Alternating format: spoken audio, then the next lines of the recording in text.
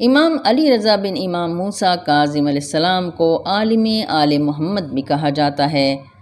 آپ کے علمی مناظروں کا احوال جاننے اور ان پر غور کرنے سے آپ کی علمی برتری کا اندازہ ہوتا ہے۔ اس ویڈیو میں ہم ان کے مختلف ادیان کے علماء کے ساتھ ایک مناظرے کا حال بیان کرتے ہیں۔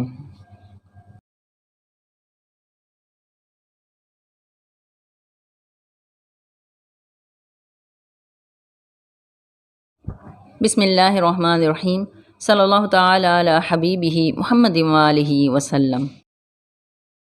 الا ان اولیاء اللہ لا خوف علیہم ولا هم یحزنون۔ انما یرید اللہ لیذہب عنکم الرجس اہل البیت ویطہرکم تطہیرا۔ امام علی رضا بن امام موسیٰ کاظم علیہ السلام زیادہ صحیح قول کے مطابق 11 ذی القعدہ 148 ہجری میں مدینہ طیبہ میں پیدا ہوئے۔ آپ کو عالم آل محمد بھی کہا جاتا ہے۔ امامت کی سب سے اہم شرط دین سے وابستہ تمام مسائل کا علم اور امام کی سب سے اہم ذمہ داری بھی دینی احکام و قوانین کی حفاظت اور ان کی ترویج ہے۔ امام علی رضا علیہ السلام نے اپنے 20 سالہ دور امامت میں احکام شریعت کی نشر و اشاعت اور مخلص علماء کی تربیت کی بھرپور کوشش کی۔ آپ کے علمی مناظروں کا مطالعہ اور ان پر غور کرنے سے آپ کی علمی برتری کا اندازہ لگایا جا سکتا ہے۔ آپ کی گفتگو اور جوابات قرآن مجید سے ہوتے تھے۔ عباسی خلیفہ مامون الرشید جب تخت پر بیٹھا تو اس نے آپ کو مدینہ طیبہ سے خراسان بلوایا اور آپ کو اپنا ولی عہد نامزد کرنا چاہا۔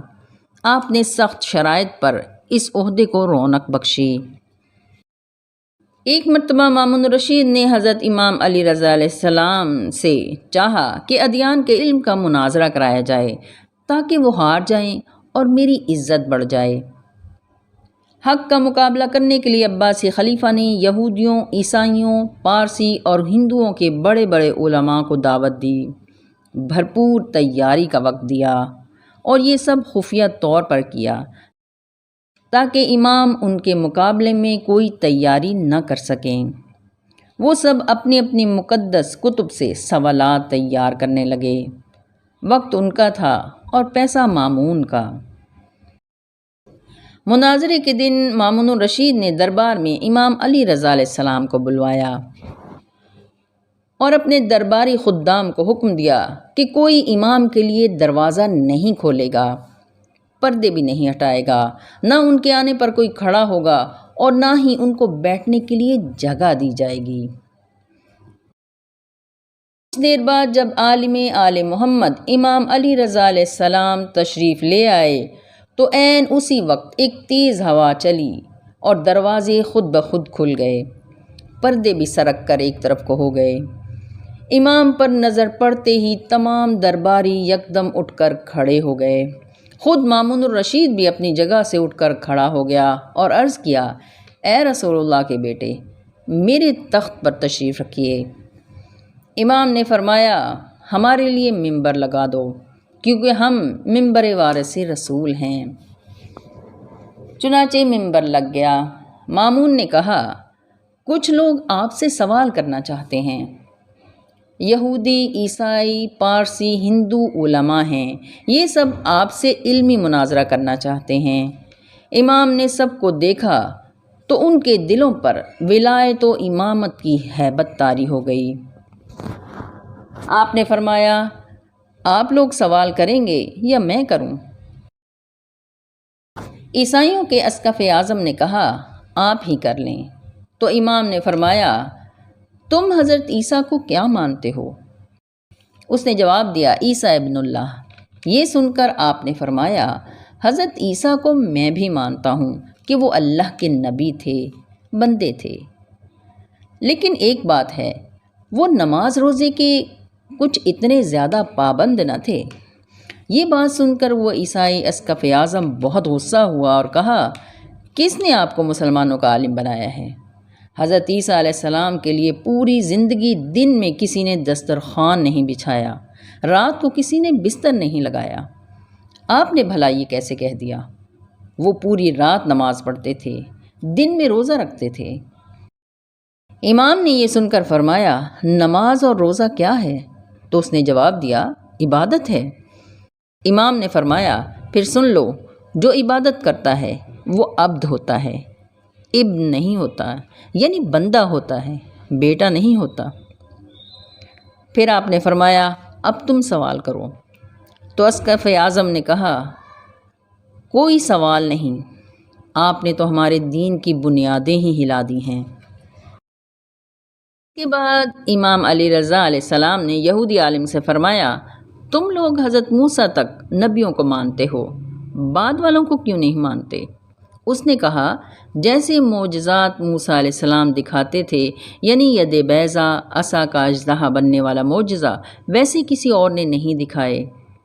امام نے فرمایا، حضرت عیسیٰ نے مردوں کو زندہ کیا تھا، اور حضرت محمد مصطفیٰ صلی اللہ علیہ وآلہ وسلم نے چاند کو 2 ٹکڑے کر دیا تھا، تم لوگ کیوں نہیں مانتے؟ اس نے کہا، ہم نے نہیں دیکھے۔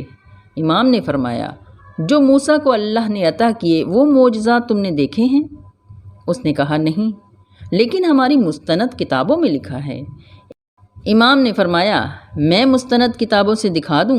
اس نے کہا، ہمارے نزدیک مستند ہو، آپ کے نزدیک نہیں، اور ہمارے لیے تو مستند کتاب صرف تورات ہی ہے۔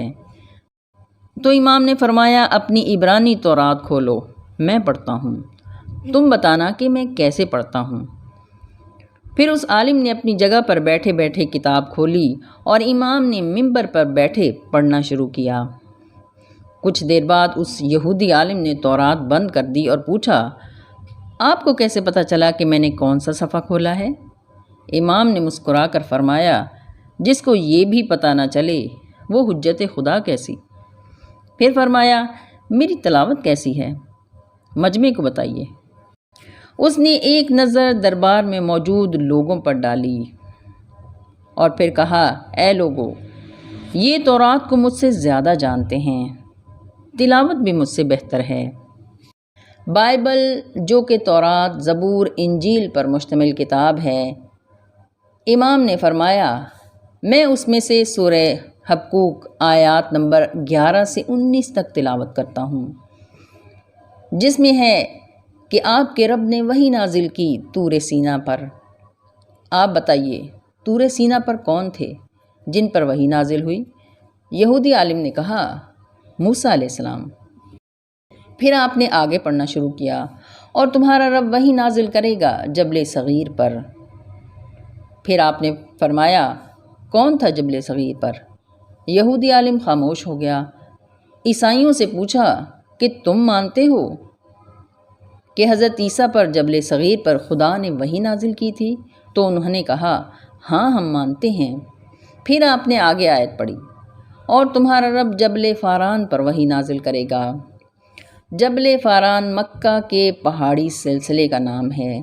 جبل فاران، وہیں پر ایک غار ہے، ہرا، اور پوری دنیا میں صرف ہمارے نبی حضرت محمد مصطفیٰ صلی اللہ علیہ وآلہ وسلم نے فرمایا کہ مجھ پر وحی نازل ہوئی ہے، غار ہرا میں۔ امام نے یہ فرمایا تو مناظرے میں آئے سارے ادیان کے علماء خاموش ہو گئے۔ ان کے سمیت سبھی درباریوں کے دلوں پر امام علی رضا علیہ السلام کی ہیبت طاری ہو گئی۔ امام کی ہار دیکھنے کو جمع ہونے والے سر جھکائے بیٹھے تھے، چہروں کے رنگ فق تھے اور زبانیں بند ہو چکی تھیں۔